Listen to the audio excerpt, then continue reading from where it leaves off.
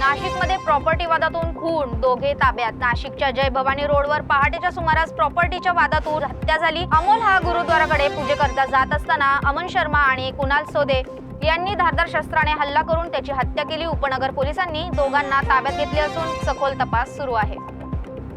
काय प्रकार झाला?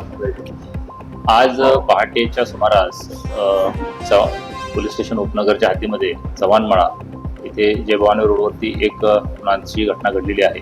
त्याच्यामध्ये यातला मयत अमोल मेश्राम याला त्या ठिकाणी दोन इस्मांनी प्रॉपर्टीच्या एका ठिकाणच्या वादातून त्याला त्या ठिकाणी चॉपरने त्याच्या हातावरती वार केलेले आहेत आणि त्याच्यामध्ये अतिरक्तस्राव होऊन त्याचा त्या ठिकाणी मृत्यू झालेला आहे. यामधल्या दोन आरोपींना आम्ही त्या ठिकाणी ताब्यात घेतलेला आहे आणि त्यांनी त्या गुन्ह्याची कबुली देखील दिलेली आहे.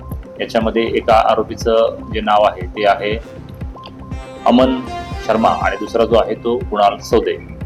सकृतदर्शनी आतापर्यंतच्या प्राथमिक तपासानुसार त्याच्यामध्ये जो यातला मयत आहे त्याचे आणि यातला कुणाल सोदे जो आहे त्याचे काही प्रॉपर्टीच्या अनुषंगाने काही वादविवाद होते, याच्यावरून त्याने हा प्रकार केलेला आहे असे दिसून येत आहे.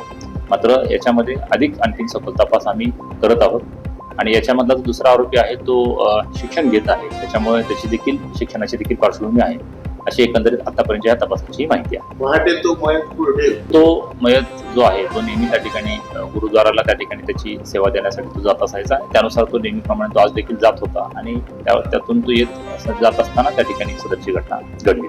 अद्यापर्यंत असं काही निष्पन्न झालेलं नाही. याच्यावर तपास आम्ही त्या ठिकाणी करत आहोत.